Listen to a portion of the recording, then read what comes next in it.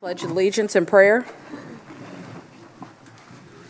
I pledge allegiance to the flag of the United States of America and to the republic for which it stands, one nation, under God, indivisible, with liberty and justice for all.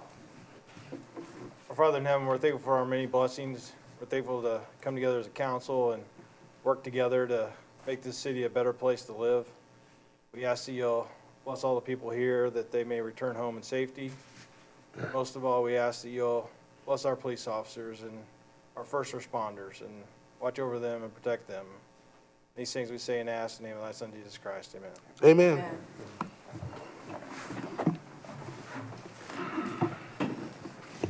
We have 7 counselors in attendance, so we have a quorum.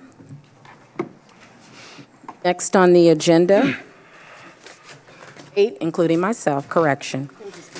Next on the agenda is the presentation by Judy Byron for the Cultural Campus. Hi, good evening. Thank you. I am the Executive Director for Arts for Lawrence, and Arts for Lawrence is the nonprofit organization in the city of Lawrence that does arts programming. We're the stewards of the Historic Theater at the Fort. We reopened that theater about 3 years ago and now offers programming in theater, music, dance, magic, improv. We also do visual arts programming and literary arts programming. And we have a summer art camp, Fridays at the Fort, outdoor concert series.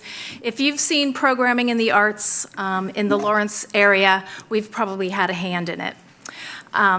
And so tonight I wanted to bring to your attention and ask for your support of a really great opportunity for the city of Lawrence. And I'm going to try to get this PowerPoint up and going.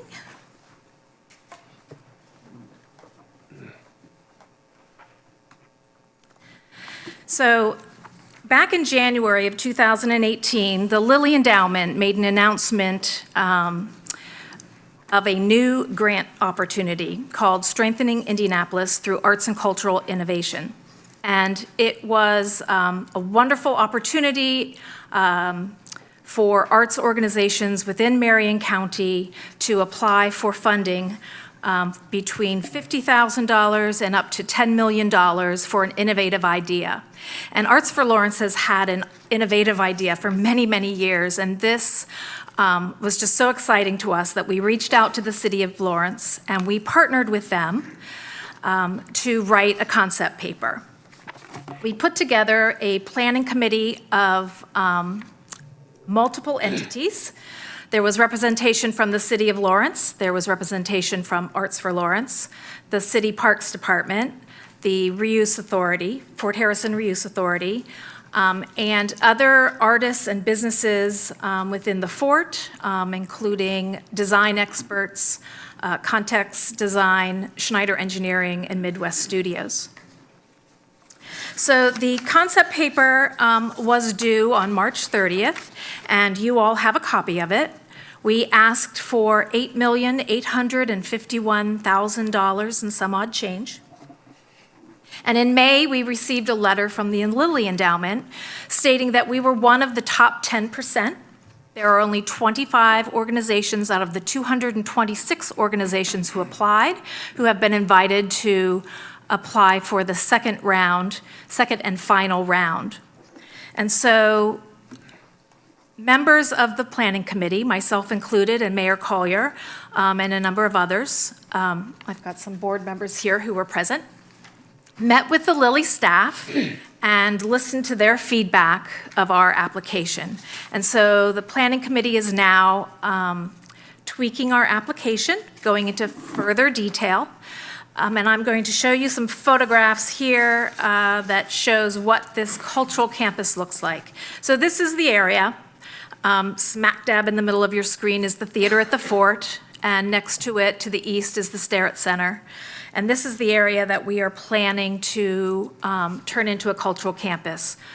It is currently owned by the city of Lawrence, but there are aspects of the campus that need to be acquired.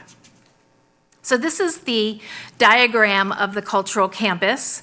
It includes to the south the parking lot that is currently part of Old National Bank. And then as you can see, the Starrett Center and the theater, by acquiring that new parking, we can take away the parking behind those two facilities and add some public use behind the Starrett Center and the theater. We're anticipating moving a building that currently will be demolished, that's currently owned by the Fort Harrison Reuse Authority. If we don't move it and repurpose it, it will end up being demolished. And also in this application is renovation of the water tower and a sculpture garden that leads to the city-owned property up to the water tower and acquiring that property so that it is all city-owned. So it's really exciting for us. We're working on tweaking this proposal. Our next deadline is August 15th. One of the things that we need to have with our last round is a letter of support from the City Council. It needs to be signed by the mayor and the president, and we do hope that all councilors would approve this kind of a project in the city of Lawrence. Let's see. I'm going to just sort of swing through these images. This is current programming that is on Otis Avenue that we propose, Otis Avenue being more of a festival-looking street. So programming is already in existence. We're just trying to do the capital improvements to really put this on the map. Playground equipment, festivals that are already in progress will have a better facility for them. Repurposing the bus station so that it's an information station that's currently located behind the Starrett Center. And this is the building that is owned by the Fort Harrison Reuse Authority in a location that is not easily accessed, and if it isn't moved, will most likely be demolished. Of course, we're including public art in this concept as it is an arts-related concept. And this is the map that went along with our concept paper showing all the different aspects of the cultural campus. One of the things that is a lot easier to show you, escape, is this video.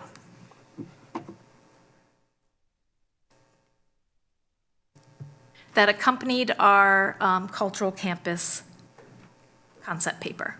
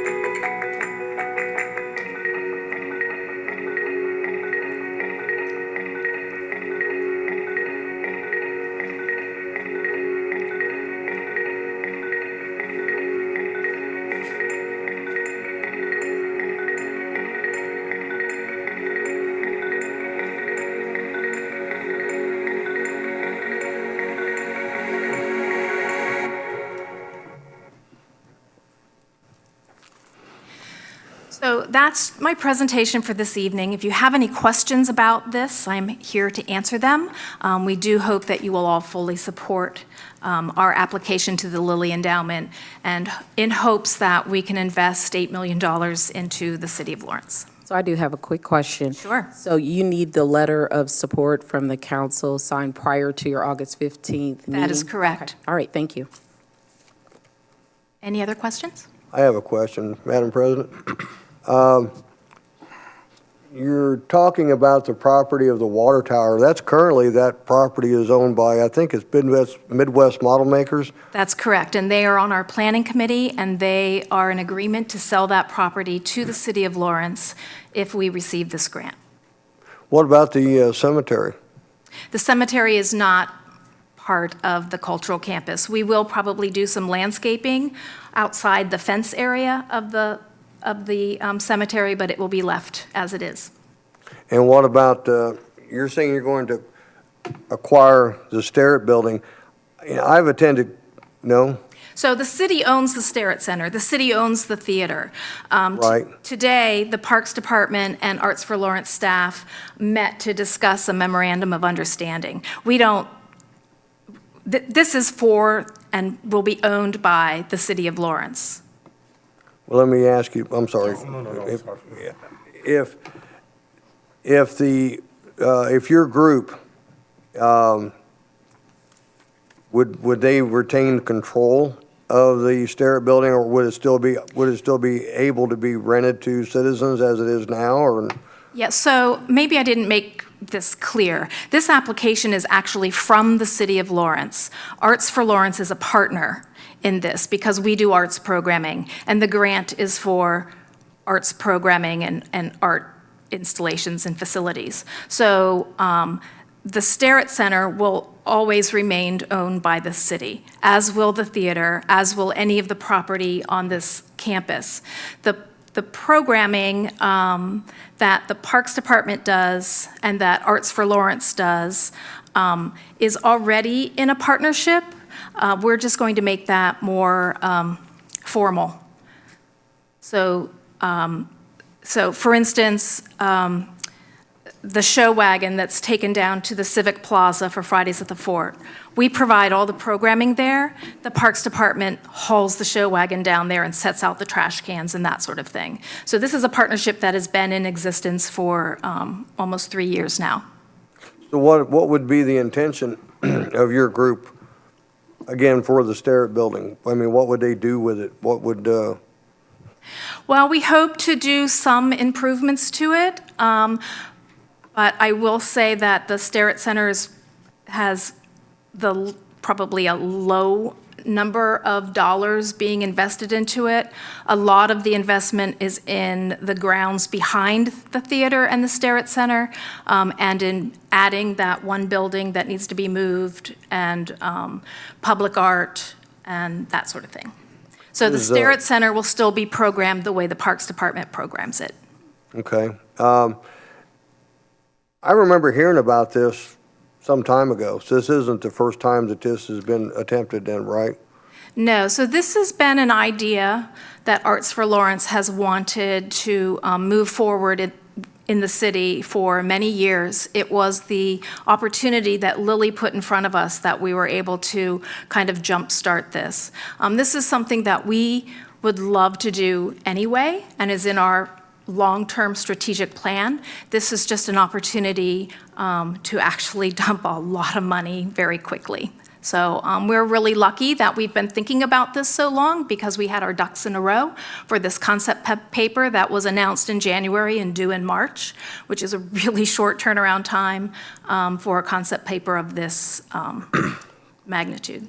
Make sure I understand, what was the reasoning back, I think it was, oh golly, 6 years ago maybe, 5, 6 years ago, that I think I first heard about this.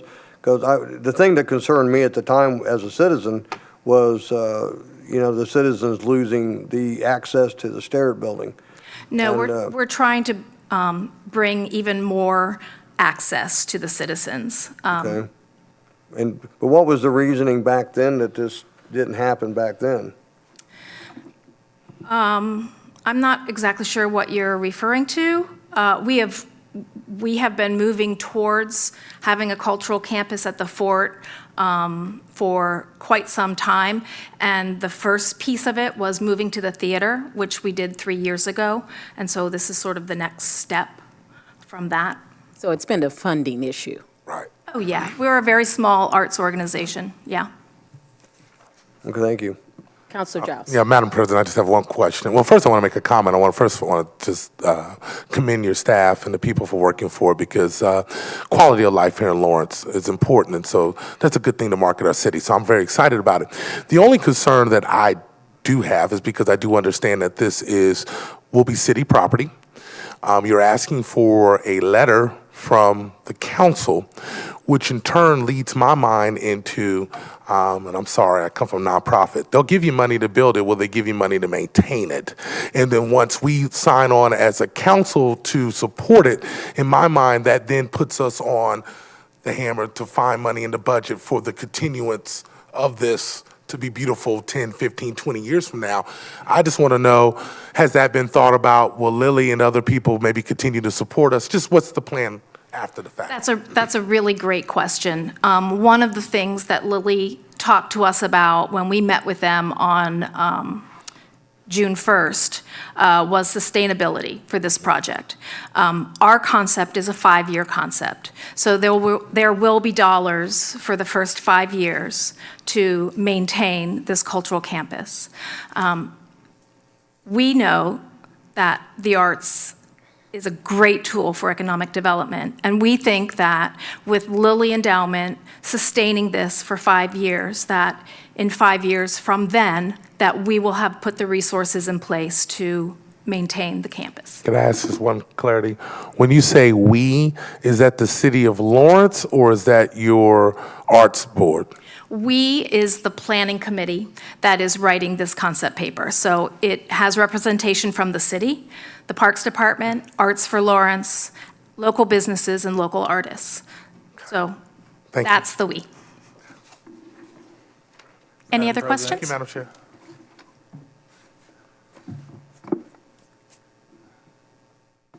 Madam President, No, yes, Counselor Jones. I have a question.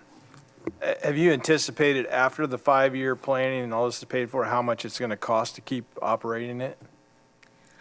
Yes. So,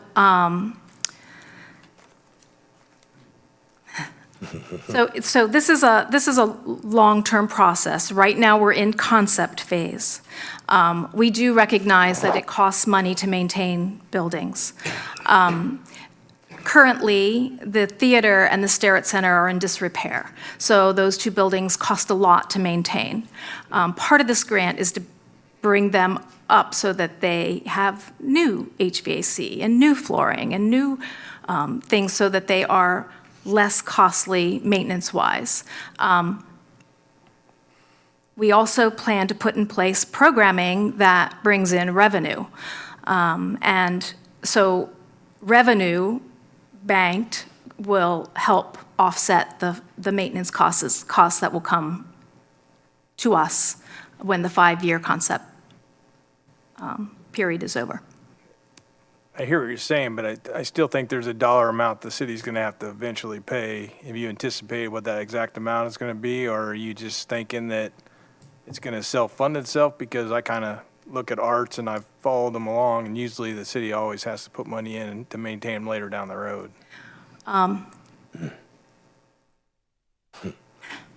So I have a video on here that I can share with you. I just was trying not to take up too much time. I appreciate that. Yeah. There's a video that the Americans for the Arts have put out that talks about the arts and how they contribute to the economy. And I think this kind of an investment from Lilly, you'd be surprised at how many tax dollars that would bring to the city. I know that when we use the calculator for Arts for Lawrence right now, and Arts for Lawrence, so I used 2017 dollars. Arts for Lawrence had expenses of $215,000. Our audience is about 7,000 people. And when you plug that into the Americans for the Arts economic development calculator, we've invested, we've prospered $17,000 worth of tax dollars into the city of Lawrence and $500,000 into the economy. So the arts truly are a tool for economic development. I know that when I say, you know, we're going to add a building and now the city is going to have to maintain that building, there will be pieces and place for the programming to offset those costs. Okay, I have a question, Ms. Byron. So you're asking for a letter of support from the council, which would typically require that there be a resolution? Okay, so I'll tell you where this comes from. There were 25 organizations that made the top 10%. Only one of them is a city, the City of Lawrence. The rest of them are nonprofit organizations. So the requirement is that each partner in this application should have a letter from their board of directors. Because the city doesn't have a board of directors, we asked Mr. Yakey, what do we do? And he said, can you get a letter from your city councilors? So this is not a contract of any kind. This is, yes, we support the city partnering with Arts for Lawrence to move forward in this process. I mean, we may get zero. Okay. But this is one of the checklist items that we need to have for the last. So if you wouldn't mind emailing the video to maybe the council, and then, I'd I be don't know, happy to. do you plan on being here for the rest of the meeting? Hate to put you on the spot. I can do that. Okay, because I would like council members that have further questions. We've got a packed agenda that Ms. Byron has graciously agreed to stay and answer any questions that we have. So if everyone's okay with that, I'd like to keep us moving on the agenda, if that's okay. Thank you so much for your Very time welcome. and for the presentation. Very welcome. Thank you. Okay, next on the agenda, we have a presentation by Kroger, Gardis, and Regis LLP on Meyer Plastics LLC, and Councilor Brian Bosma will be doing that presentation. And while he's getting ready, I would just like to preface this presentation with the fact that I want to dispel of any notion that this council delayed or took its time or drug its feet on this resolution. We received the bond ordinance on June 18th, and we received the resolution, number 5, on June 1st. So per council rules, this was the first opportunity for this council to hear this matter. Thank you. Thank you, Madam Chairman. Brian Bosma with the law firm of Kroger, Gardis, and Regis. I serve as the chairman of our municipal practice group. Our address is 111 Monument Circle, Suite 900, Indianapolis 46204. Thank you for your time this evening, members of the council, Madam President. And there's no doubt that because negotiations went on so long with the Meyer Group to finally bring something to the council, there's no doubt that you've been timely in your response to it. I'm here on behalf of the mayor and the Redevelopment Commission. We were engaged, the law firm was engaged to work with Mr. Cameron Starnes, who's a former development director, remains a consultant to the Redevelopment Commission. Mr. James Higdon from London Witty, who does financial analysis, and also Mr. Ralph Allen from Meyer Plastics. Ralph Allen. I've been calling you Ralph Allen the whole time. Ralph Meyer from Meyer Plastics, who is here this evening with several members of his team as well. I've been asked to be pretty brief about this explanation, which was more lengthy with the RDC and the EDC, and I will do that and then attempt to answer any questions that you may have. The proposal before you tonight, brought to you by Mayor Collier for your consideration, involves a currently vacant site at 10930 East 59th Street, which is right at the, I'm going to switch to the next slide. I'm going to come back to the other one, which consists of 14 acres just north of Pendleton Pike. To give you a location, Kroger is on the far right, lower right side. The athletic complex is just north of this 14-acre site, currently abandoned facility that's been vacant since 2005. The site has also been the subject of an Indiana Department of Environmental Management supervised remediation since 1987, is nearly complete but not entirely completed. And the proposal from Meyer Plastics is to place in excess of $10 million building and equipment at this new location. It would be 109,380 square foot headquarters. They do research, development, and manufacturing in modern plastics at this location. They're currently located just west of Binford Boulevard on 65th Street, and they've been there since 1950 in a location that's roughly half this size. So the proposal will eventually be before you from the Redevelopment Commission and the Economic Development Commission is in several parts. First of all, this particular 14-acre site is currently part of the Pendleton Pike allocation area. It's a fancy name for the TIF district. It is obviously collecting no tax increment because there's no improvements on the property, and the declaratory resolution by the Redevelopment Commission removes this property, this 14 acres, from the allocation area, the Pendleton Pike allocation area, declares the northern 9.5 acres as its own TIF district, the Myers plastics allocation area, and the entire 14-acre site as the Meyer Plastics Economic Development Area.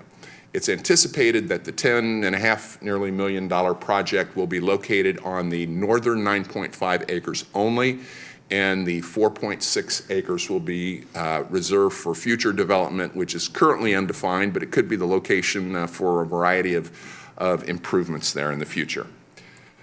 The economic impact of this proposal is there's a $300,000 real estate purchase agreement pending with the current owner, the Mitchell Group, and the proposal is to construct a $6.5 million facility. That's the total for site construction and improvements and design, et cetera. So total real estate and building is approximately $6.8 million. The depreciable property that will also be part of a depreciable property allocation area. That means we'll collect also the personal property taxes generated here, which are now generated in the city of Indianapolis. Machinery is approximately $2.5 million. Computer and software, $670,000. It's that, although it says depreciable property, that's really not depreciable property there. And then furniture and fixtures, another nearly $500,000 for total property located at the site of $3.6 million. $2.5 million of that definitely personal property taxes will be collected there. And that's just what they have at their other facility, and they're going to move. They're going to be adding 18 employees and hopefully more stations of work, which would be more machinery and more tax increment generated.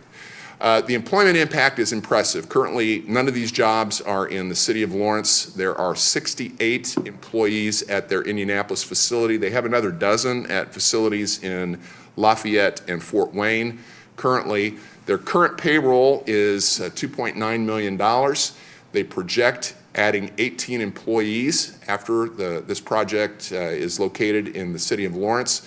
That would add another $757,000 of payroll, and those 18 employees, there would be a total of 86 new employees here in Lawrence, and a total estimated payroll at $3.6+ million.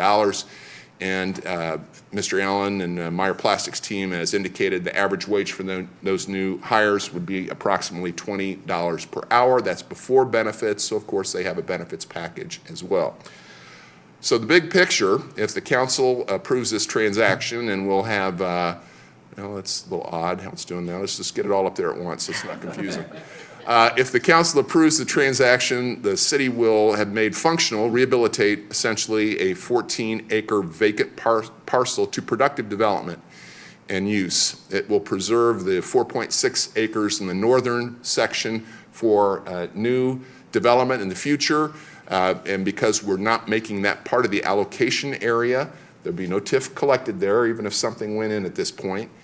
You would have the option to use those new tax increment dollars in the future, with council approval, of course, for to incentivize other development. It'll also help to clean up a longstanding brownfield site in the city.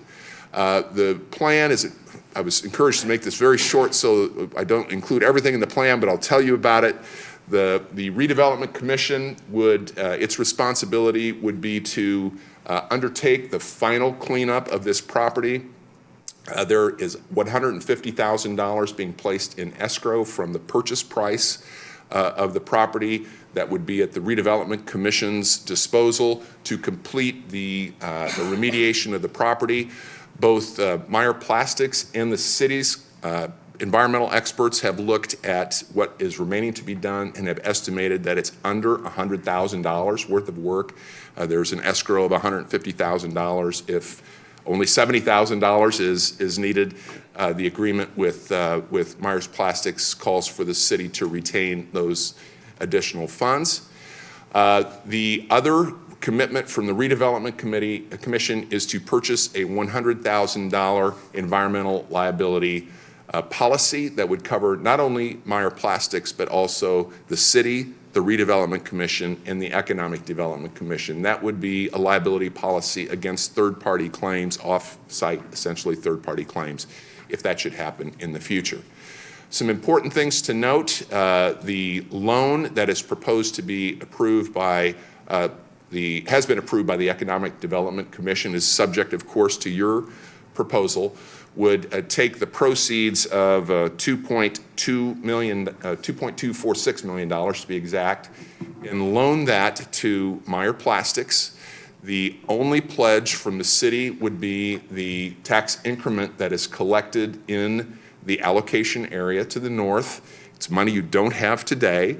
If the proceeds for some reason don't cover the payment under the note, the borrower, Meyer Plastics, is required to fulfill that payment. So there literally is, with respect to payments under the bond issue, there's zero risk to the city in this regard.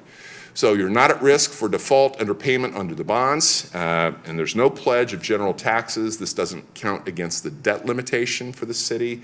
So there's really no impact in that regard for you all. I'm going to put them all up again because something odd's going on with the order there. So there's two things that require council action for this. The first is the Redevelopment Commission declared this new economic development area and declared the top 9 acres of that to be a tax increment or allocation area.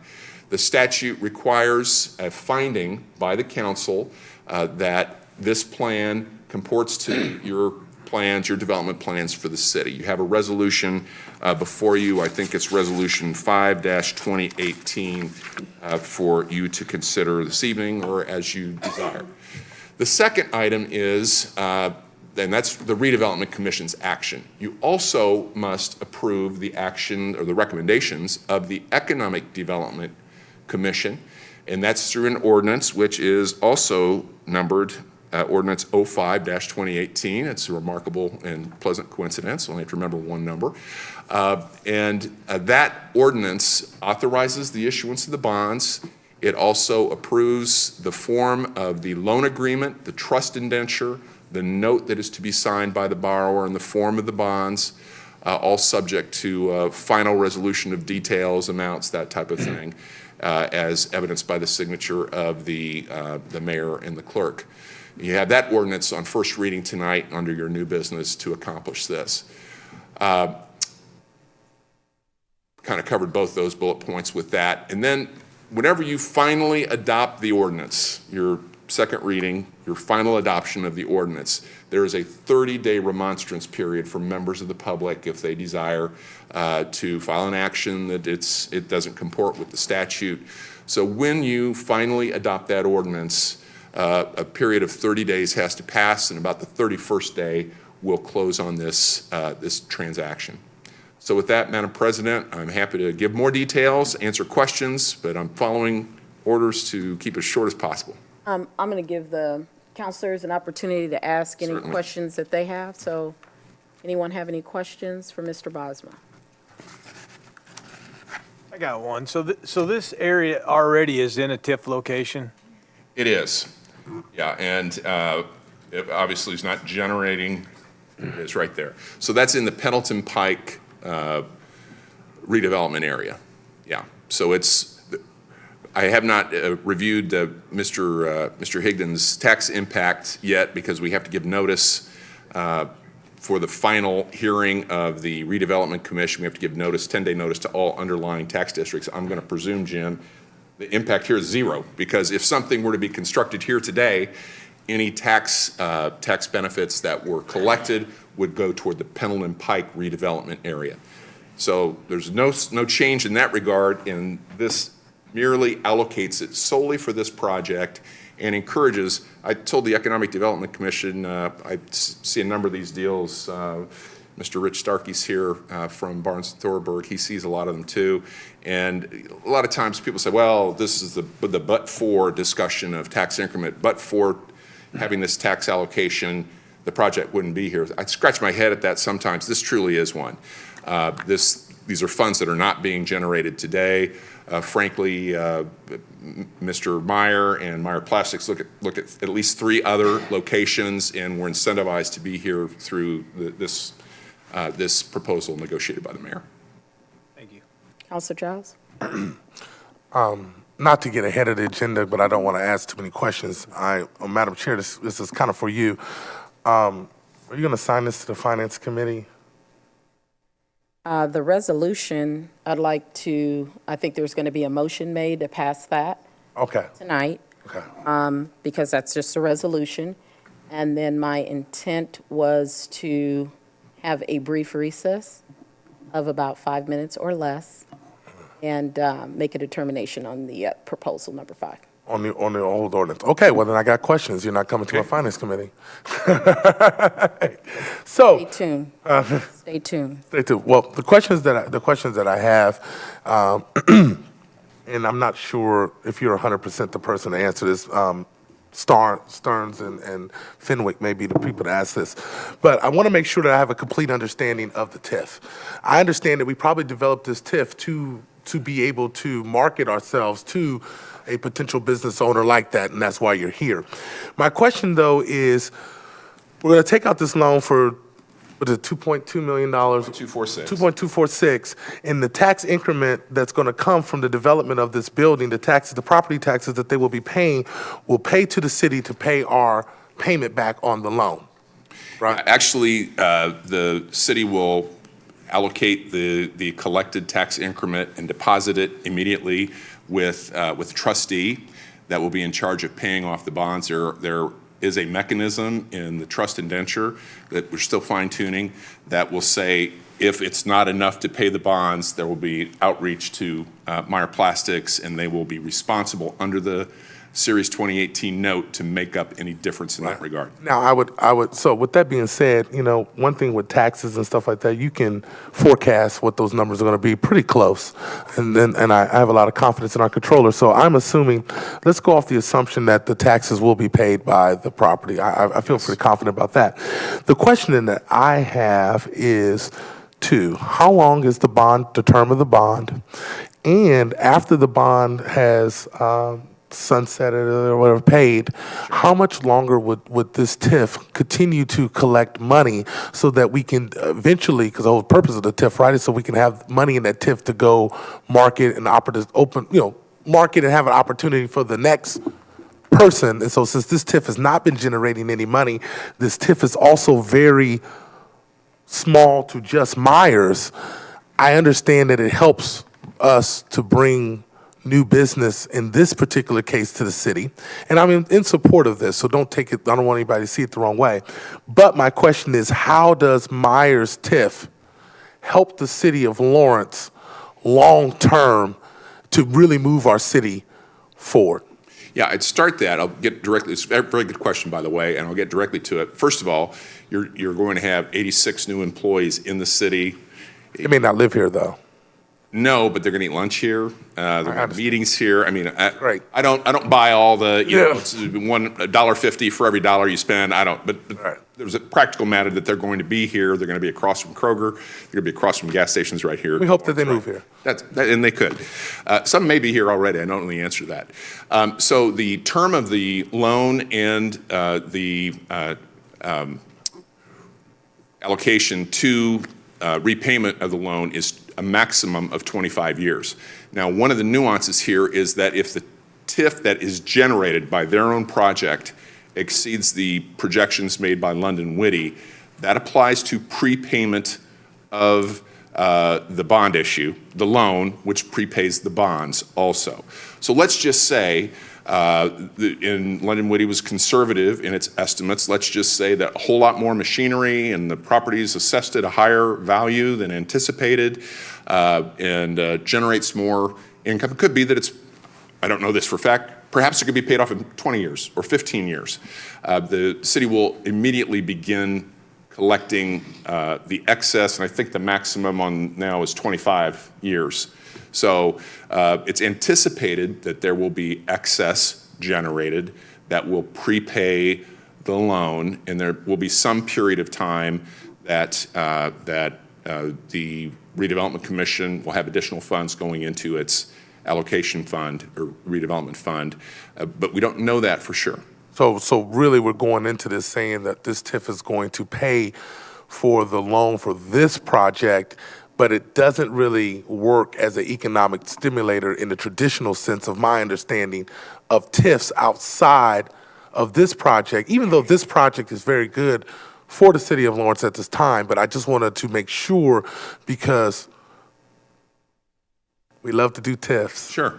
Okay, so I just want to make sure that we don't get TIF happy, and make sure that we're understanding that it's really pushing our city forward. We're so happy to have new corporate people in our town, but I just want to make sure, and since this is going through and not being through the finance chair, going through the finance committee, I wanted to make sure that some of that was hashed out for the public to understand that.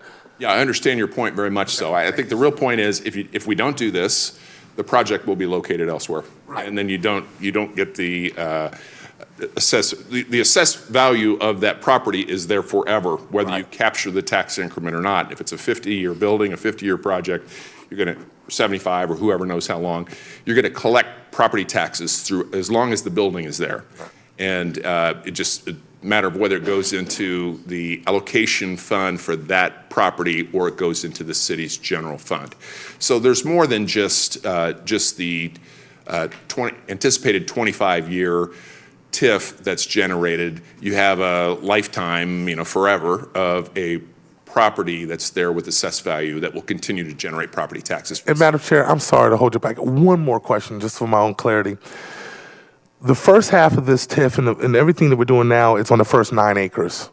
Yes. The separate 4 will now belong to Myers. It will no longer belong to the city of Lawrence. It doesn't belong to the city of Lawrence now. It belongs to the Mitchell Group. Right, but it will be with this TIF. The Redevelopment Commission is not buying the whole 14 acres. They're not buying any portion of it. Any part of this. So the 4 acres will belong to Myers.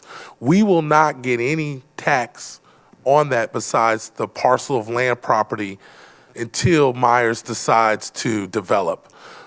Once Myers develops, though, then is the TIF mechanism for the 4 acres, are we doing that now, or will we have to come back and consider that if and when they decide to develop? You are not doing that now. We would have to come back before the council. Again, this is all speculative. We've just been kind of spitballing what could happen. They could sell the property to someone who wanted to develop it in the future. They could develop it themselves. But in any event, because we're declaring the whole area an economic development area so that in case Meyer wanted to spend a portion of this loan proceeds on some improvement, drainage improvement or something in the southern portion, they can, but they're not required to, and we're not capturing any tax in the bottom 4 acres. Thank you so much, sir. I really appreciate it. Very welcome, Thank you, Counselor. guys. Happy to. Just point of clarification, Councilor Giles. I have not made the determination where it's being assigned, so I don't want you to be surprised if it goes to finance. Okay. I just wanted to make sure I had it now. Thank you. Any other questions for any other counselors? I have one, if I may. Is there a reason that this needs to be, I understand we're going to vote on this tonight. I take it as what we're here to do. I mean, is there any reason why the urgency of this? I mean, we just heard about this now. Certainly. You have had some information on it previously, but I understand that the written document has only been with the council for a shorter period of time. It would be helpful to the process if the resolution, as the president of the council indicated, if the resolution was passed tonight. That would allow us to complete the public hearing process for the redevelopment commission. You still have plenary authority on this by the adoption of the ordinance. which has the bond documents and all that with it. So everyone back here has been dealing with this for a while, and I will apologize for not getting all this information earlier. As you might guess, it's sensitive, and until a final term sheet was reached, it was difficult to share bits and pieces with it, and I understand that caused some concern. So we certainly understand that, and I know Mr. Meyer does as well. We've had conversations about it. It would be helpful if you passed the resolution this evening. That would allow us to complete. We literally cannot publish notice of the public hearing to create the tax increment area until the resolution is passed. Then when the ordinance is passed, hopefully first reading tonight, and then as promptly as you feel comfortable with final passage, then there's a 30-day, we can't do much until then there's a 30-day remonstrance period after which we would close. Absolutely. Mr. Bosma, is there also a construction schedule here? Are there any concerns about the ability to get, this building up before winter that you want to let? Thank you for asking that, Councilor Wheeler. I appreciate it. So one of the concerns that is making the Meyer Plastics Group a little concerned about the timing here, among other things, is the manufacture of asphalt. And to accomplish some of this, it gets cut off fairly quickly. Here, it doesn't go till December. It gets cuts off much earlier than that. There's site improvements that have to happen. Literally, the closing on the property is not going to take place until everyone's confident that this package will close. And I can't recall, gentlemen, when the cutoff date was for the asphalt.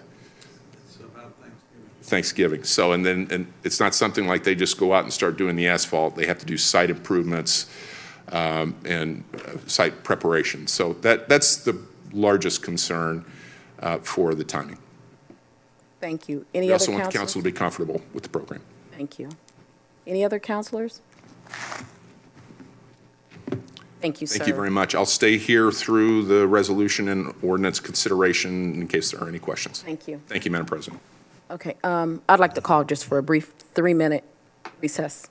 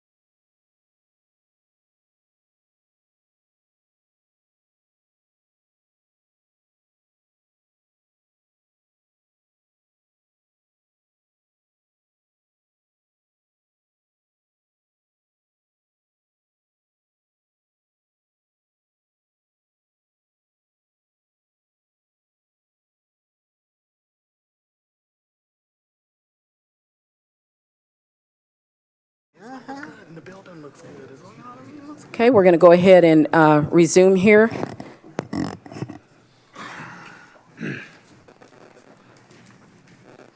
Thank you so much for your time, Mr. Bosma.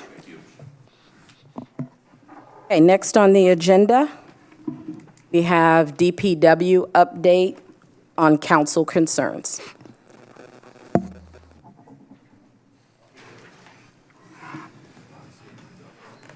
Maybe tag team this, but I'm going to make sure I answer the concerns. I'm not really sure what information that was shared with you by outside sources, whatever it is, but I did want to make it clear that first and foremost is that there were no changes in job titles, assignments. Nobody was fired. There wasn't any difference there.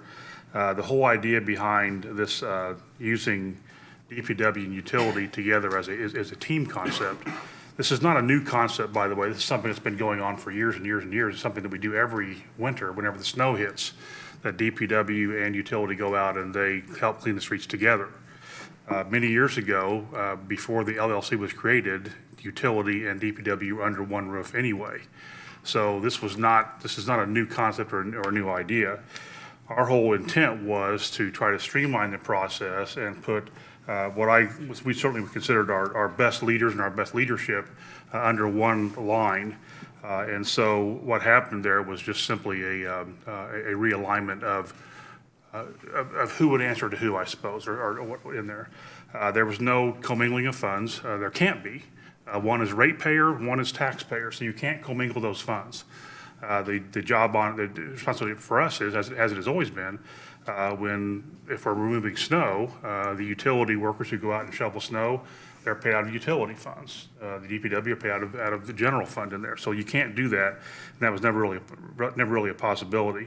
I think the biggest thing is that we've seen, particularly in the last 2 weeks, and President Chavis, I want to apologize to you because you were right in calling me out and saying that this would kind of hit you. You were trying to call and nobody was answering. I got the resignation letter on Monday. We weren't expecting that, and so now we were scrambling to try to find someone to come in and pick up streets. I'm exceedingly happy to tell you that Jim Hennigan has taken over that responsibility, so now we have that problem resolved. So as you call in, certainly, if you have a problem, those people you'd call for like potholes and so on, you would call Jim Hennigan. And copy Scott Salisbury and Paul Warner too. I'd be appreciative too, so they know what's going on too in there. So that's been resolved.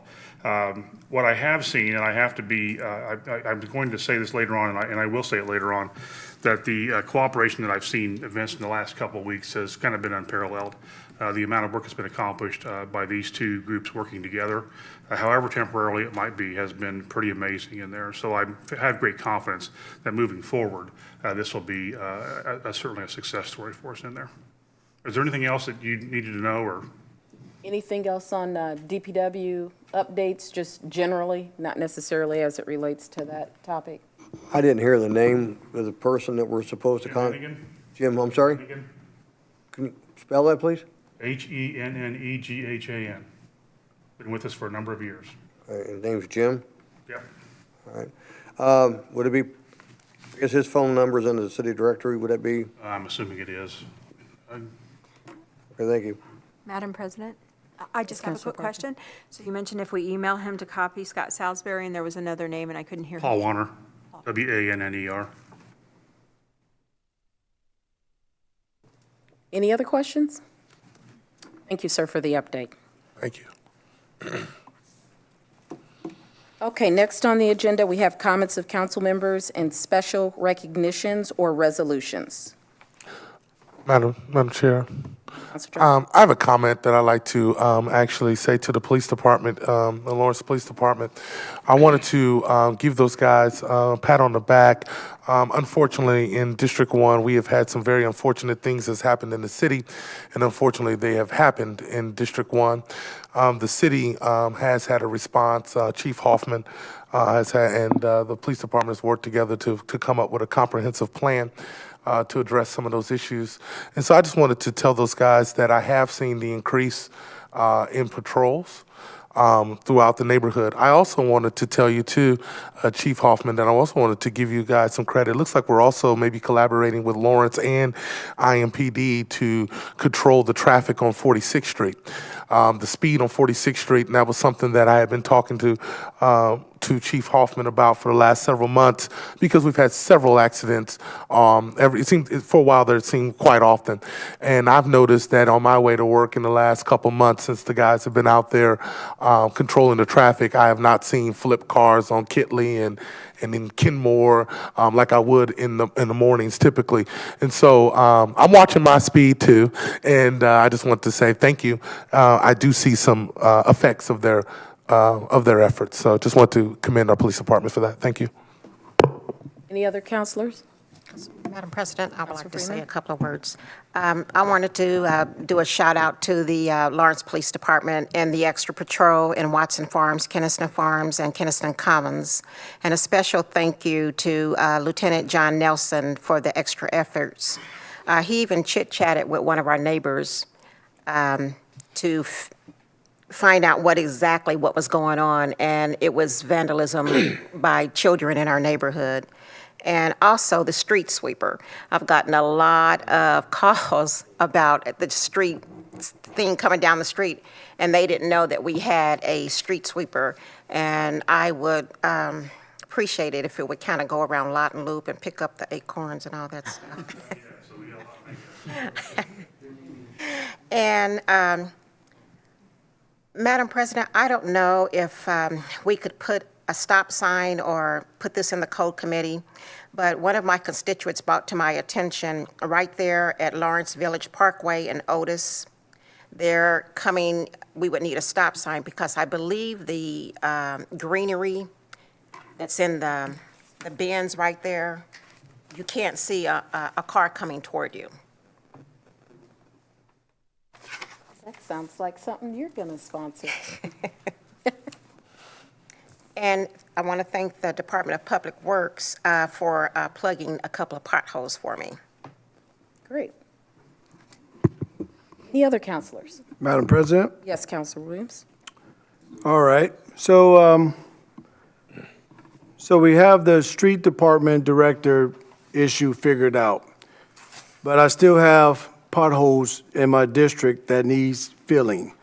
Bearsdale Circle and Bearsdale Drive, Blakeview Drive and Bearsdale Drive, and if they want to make a beeline on Bearsdale, they would find multiple potholes. This was called in actually a couple of times and haven't been responded, so I still have that issue.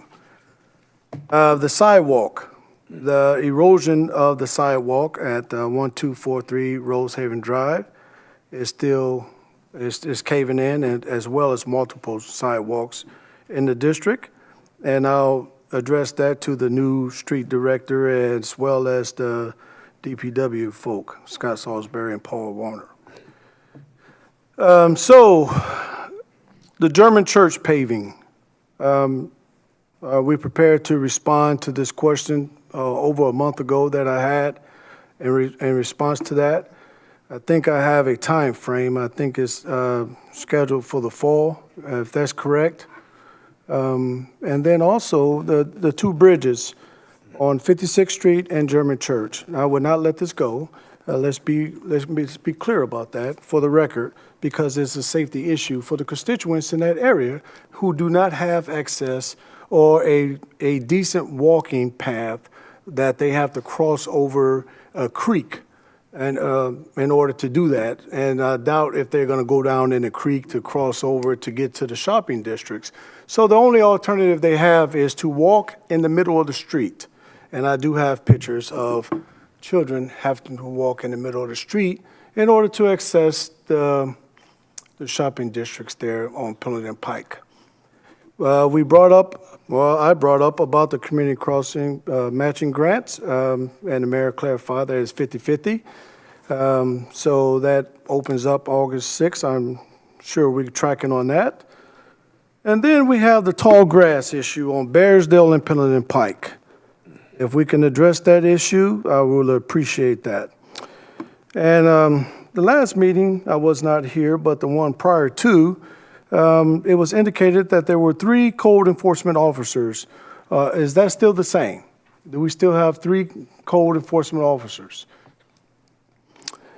And another concern I have is, I know that we are budgeted for 62 officers, and how many officers do we currently have working on payroll, or merit officer, if you will?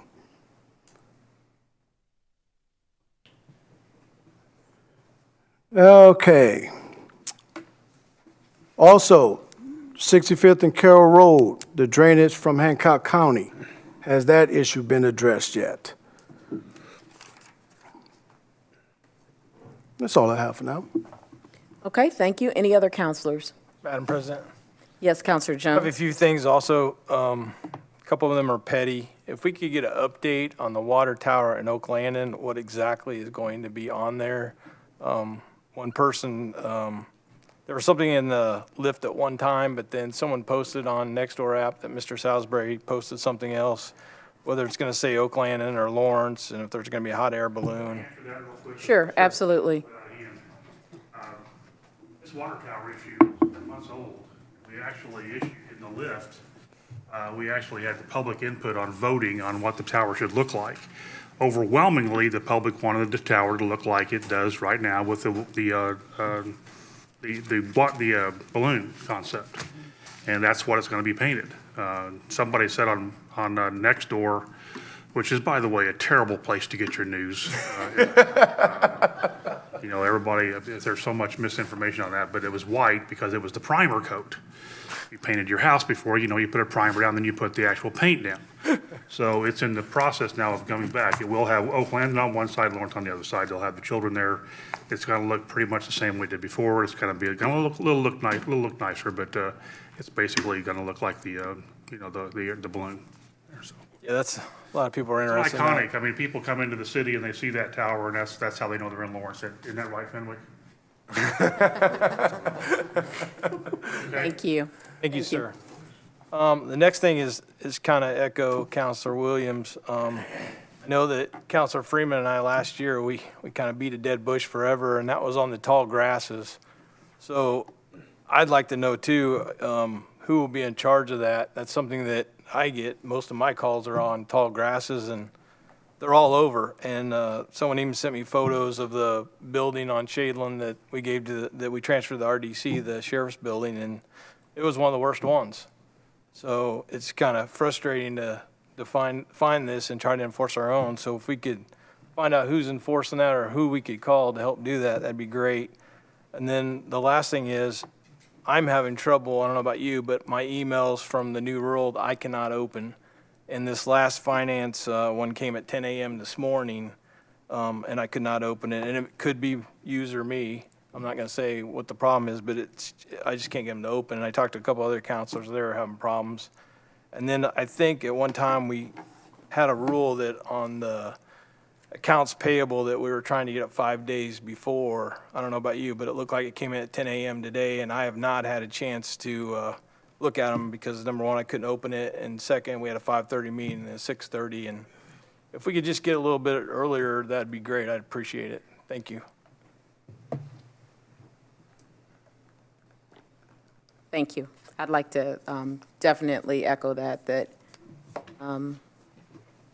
I didn't have an opportunity till I was here to review it. So we definitely need to be as close to that 5 days as possible so that we don't have any delays up here because counselors don't feel comfortable voting on something that they haven't had an opportunity to review. Can I address that? You sure can. Apologies for coming out today just due to the time of the year. There were some vacations, so we weren't able to get those out last week. And to answer the question on not being able to open the email, it's not a New World thing. It's a City of Lawrence email that goes out. It's a simple PDF file. I don't know why that won't open for you, but that's all it is a PDF. Thank you. Appreciate that. Any other counselors?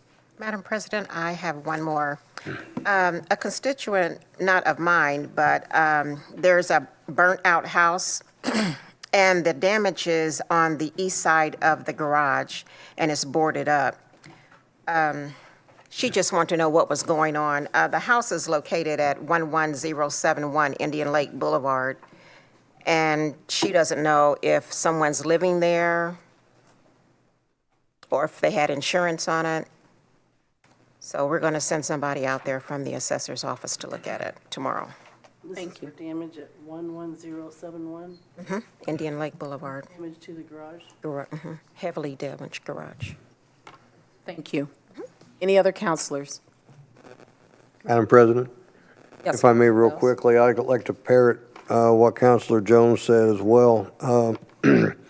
I did in fact receive the email at 10 o'clock, and I look at mine through my iPhone, and I can't open it either. It says something about windmill, and it never said that before when we used to get the claims. So I don't know what exactly is different. I'm not an IT person, but if Counselor Jones, if you get that resolved, or if there's someone within the city, IT people we can talk to find out what we have to do to make this where we can open them up on our phones again. Thank you. Appreciate it. Any other counselors? Okay. Next on the agenda is approval of minutes of regular meetings of June 4th and June 20th, 2018. Is there a motion? I'll make a motion. Motion, Counselor Parker. I'll second it. Second, Counselor Wells. Any discussion? All in favor to approve the minutes by show of hands? Unanimous. Next on the agenda, we have signing of vouchers, approval of claims, and authorization of payment. Is there a motion? Make the motion. Motion, Counselor Freeman. I'll make a second. Second, Counselor Chevlot. All in favor, or any discussion besides this discussion we've already had? Yes, Madam President, I'm just going to abstain from voting on the vouchers this time because of the short time frame in nature to review it thoroughly, so I can do my due just and represent my constituents well. Okay. Any other discussion? Madam President, I would agree with Counselor that I too am going to abstain because the shortage of time and the fact that I couldn't open it anyway. So I'm not going to vote on something or vote to approve something that I haven't been able to read.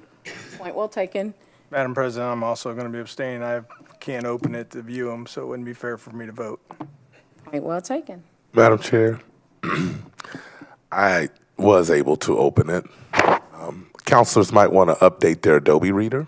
I think that might be part of the problem, but I did read it, review it, and I am willing to support and vote on it today. Okay, so all in favor for signing the vouchers, approval of claims, and authorization of payment by show of hands? Okay, motion carries. Five. It's 3 abstentions, which would be Jones, Chavis, Parker, Chevlot, and Freeman. Motion carries 5-3. 5-4, 3 abstentions. Next on the agenda is reports of committees, and we only have one, and that would be from Counselor Williams from Code. Madam President, Yes, Counselor. we had 3 proposals on the docket today for the Code Committee. Proposal number 2, 2018, amended the municipal code for the city of Lawrence to establish always stop sign intersection at River Birch Lane and M Ridge Drive, and it was passed unanimously passed to move it forward to the full council for recommendation of approval. And it would be the same for proposal number 3. And then we decided to keep proposal number 4 in code to keep the reports simple and short. Okay, thank you.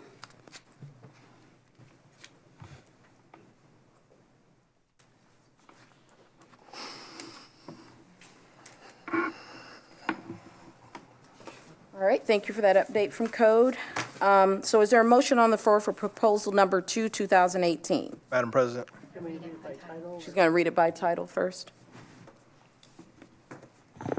Proposal number 2, 2018, introduced by Councilor Chevlot, a proposal for an ordinance amending the municipal code of the City of Lawrence, Indiana to establish an all-way stop intersection at River Birch Lane and Elm Ridge Drive. Is there a motion? Madam President, I'd make a motion to approve proposal number 2, 2018. I'll second it. Any discussion? All in favor by a show of hands, proposal number 2, 2018? Okay, that's unanimous. Motion carries. Next, under unfinished business, is proposal number 3, 2018.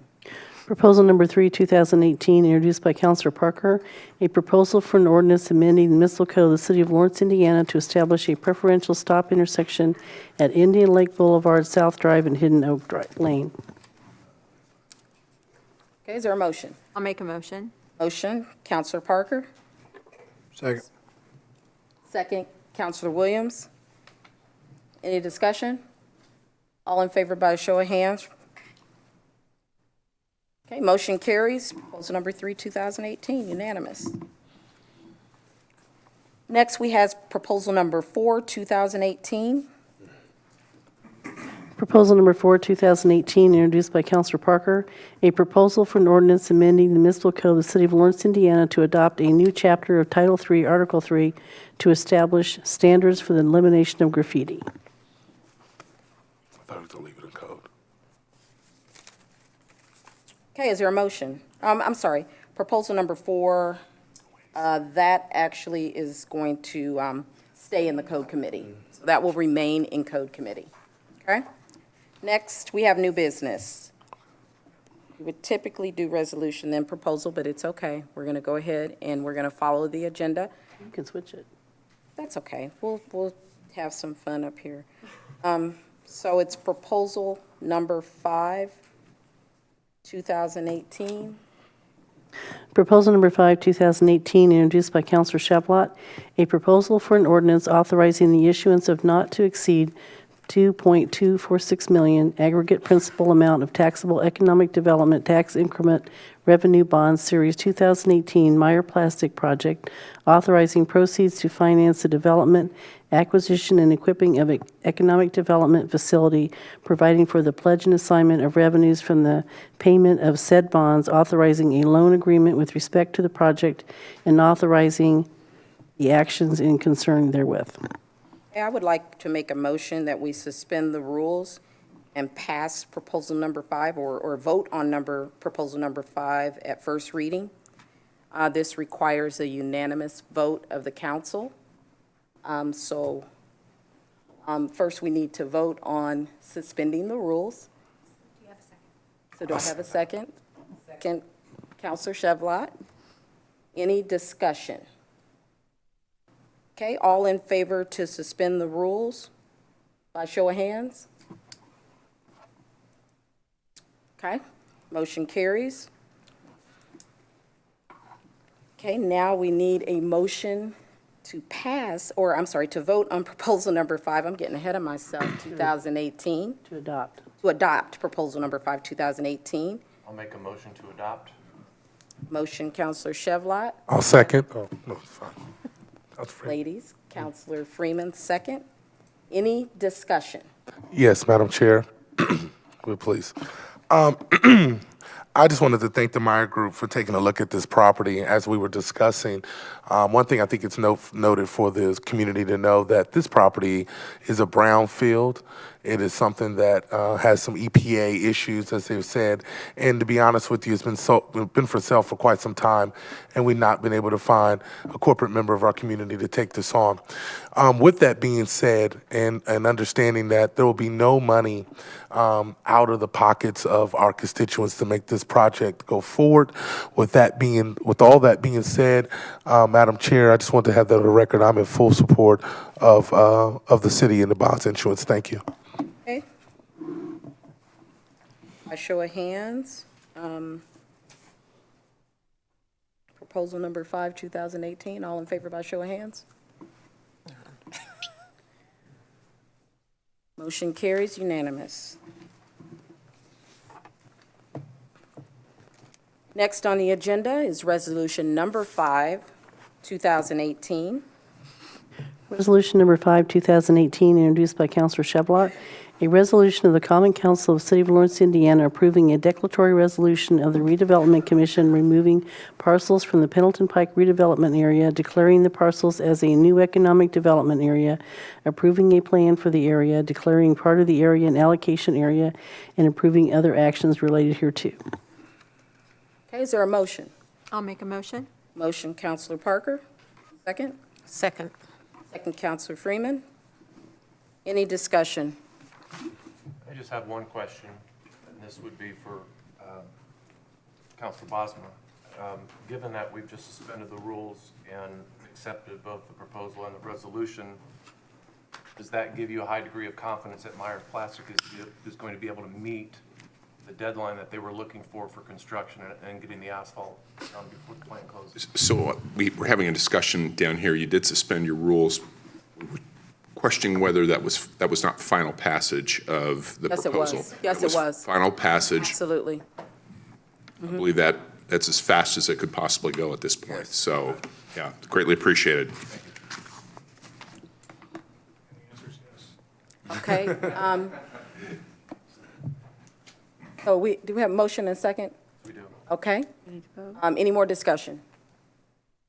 Okay, by show of hands, all those in favor of Resolution Number 5, 2018? Okay, motion carries unanimous. We abstained. Next on the agenda, Welcome to Lawrence. if we could, we'd like for you to stay if you don't mind, if you have the time. Yes, certainly. Okay, great. Next on the agenda is Proposal Number 6, 2018. Proposal number 6, 2018, introduced by Councilor Williams, a proposal for an ordinance amending the municipal code of the City of Lawrence, Indiana regarding litter on private property. Okay, that will be assigned to code. Comments of the administration. Promise to be short.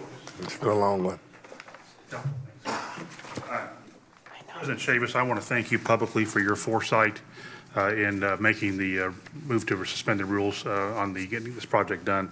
I know the Myers people are very appreciative of that project going forward, and I think you've shown great confidence in there, so I want to thank you for that. That's not something you didn't have to do, and I made it pretty clear to them. You and I talked earlier in the year about how we were going to do things, so I appreciate that.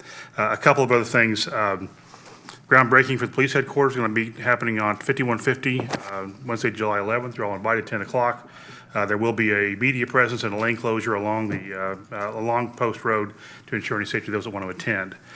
We just learned about 4 days ago, the City of Lawrence has been named a recipient of the prestigious Government Finance Officers Association Award for Budget Preparation. That's the second year in a row we've won that. Lawrence joins just 2 other cities in Indiana to receive this national recognition. Congratulations to Jason Fenwick, Jason Streeter, and Jimmy Griffin for their dedication and work on this presentation. We'll make the official presentation on the August 6th council meeting. I want to recognize the efforts of Paul Warner, Jim Hennigan, and members of both the Utility and Department of Public Works for their efforts over the past 2 weeks. It's been an impressive display of what teamwork can accomplish and the result of improved morale because of their leadership. Most of you wouldn't know this, but Paul, we were renting a sweeper to try to get ahead of the project. Paul Warner came in on both Saturday and Sunday to sweep the streets. He is a salaried worker, so he's not compensated for that, but he came in and drove the sweeper all day, both those days, to get ahead of the game. I want to thank him publicly for that. Of course, the July 4th parade's coming up. I see Councilors Freeman, Williams, and Jones all have floats. There are 72 different representatives in this year's parade. Carnival has been operating since June 29th. All kinds of fun had throughout the day, capped off by fireworks, of course, 9:45 p.m. Thank you. Thank you. Next on the agenda, citizens' comments.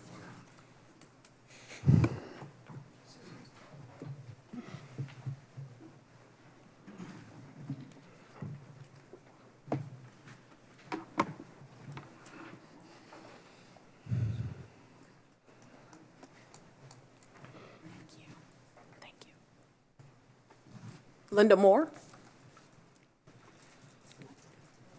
Please state your name and address for the record.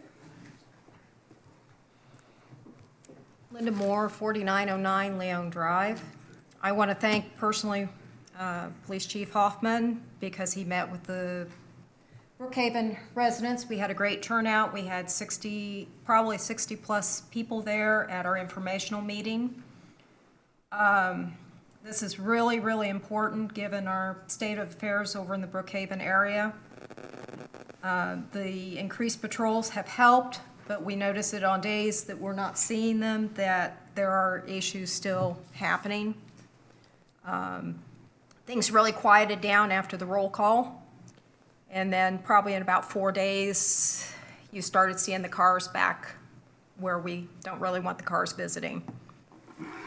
I see a need for a city plan being put out there of how we're going to combat the violence, the drug houses, and the poor rentals in the area.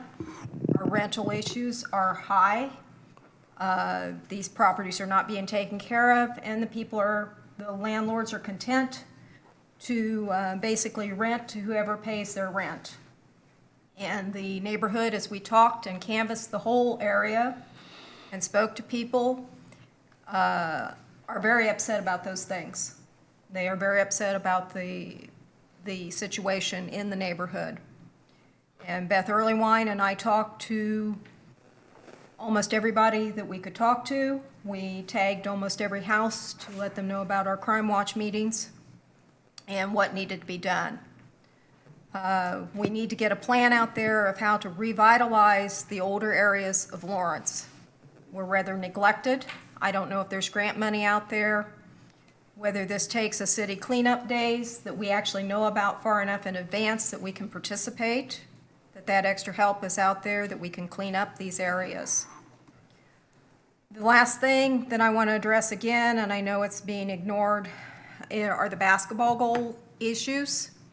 Our street sweepers had to go out and around these basketball goals that were sitting out in the streets. They are collecting children out there late at night when you cannot see these preschoolers out there playing basketball in the street.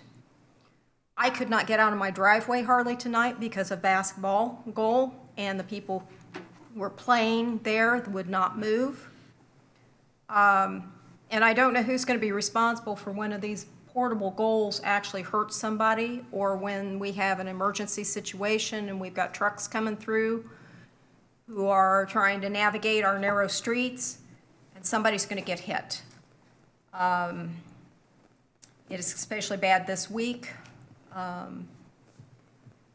It creates problems for a lot of people just with the parking. And then again, we get a large group of people out there playing and you don't know who these people are. They're not very nice to say, hey, can you stay off my property? I had a kid clear up at my door on Friday night chasing a basketball. And this is a person who assaulted me last year because of the basketball. And it's like, I have dealt with these issues for years and years over in Brookhaven. We've had an ordinance. I'm sorry we don't want to enforce that ordinance, but somebody's going to be, we had a game a couple years ago that half the members were carrying guns and nobody knew it until somebody went to, guard somebody and realized that there was a gun under their shirt.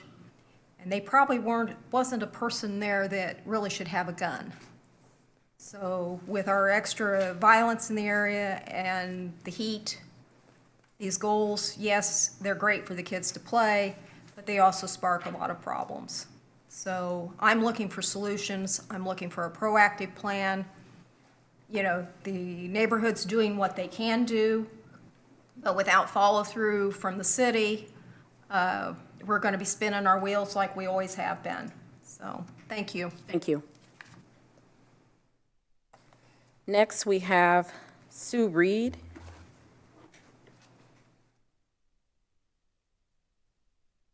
Ma'am, if you could state your name and address for the record, please. Yes, ma'am. Sue Reed, 4769 Vernon Avenue. And I was like Mr. Williams, I watched the council meeting at home because I take care of an elderly man and usually can't make these meetings. But I'm so flustered with what's going on in our area.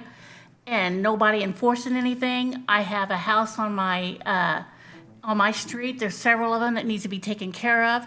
I have one that's got no shingles on it and holes in the roof. They have been turned in. I was told it'd be 30 days before anybody would be out to check this. If we have 3 code enforcement officers, why is it going to take 30 days? And I also feel like Pendleton Pike and Franklin Road there where that Mexican restaurant is, that grass is probably a foot high. The barrels there across 46th Street, if we're never going to open that road up, let's make it look better. Let's do something with it. Let's just don't leave it look like junk. And that, to me, is what our city is beginning to look like.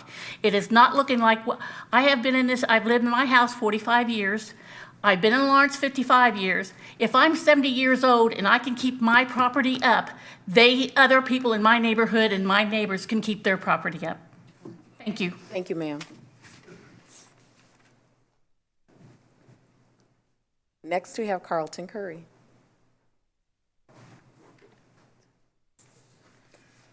Carlton Curry, 11230 Windingwood Court. I want to make a mention on proposal number 6 that was represented tonight with a thank you to Councilor Williams first, and then a request to Councilor Williams as the lead gentleman and the rest of you that when you have the code committee, I have an issue with the way the proposal is written, because if I come down to the third whereas, it's keep a property free of litter, yes. If I come down to the fourth where it says regarding litter on private property, have a slight issue. Because when I come to section 1B, the notice to the landowner of private property shall be served by an enforcement order of the city. The issue that I have with the way it's written, and I hope not enforced, is that my understanding from private property is a little different with respect to maintenance of litter. For example, the center line of a street very often has a 25-foot right-of-way which belongs to the city. That right-of-way is very often over onto the landowner's property, which may very well be outside of the fence that they may or may not have there, which represents the fence was placed on a property line. I believe the city is actually responsible for clearing litter of the right-of-way, not the landowner. And I would certainly not like to see landowners in that situation be assessed with fines, especially when it can be $2,500 a day for each day being a new infraction. So when this is really brought to the code committee, and I'm sorry I won't be there for that committee to say this, so I wanted to use your time tonight, if I may. I'd like to see some clarification here so that a landowner is not unjustly required to clean up their property. Thank you very much for your time. Thank you, sir. Next, we have an adjournment. We're adjourned. All right, code committee, everyone knows the standard, right? Right before the meeting. Right, that's standard, right? I don't know. Next code meeting, the beginning of the next, beginning of the meeting. No, no. July. Girl, July. way ahead of schedule. It'd be the mid-month meeting. First Monday is August.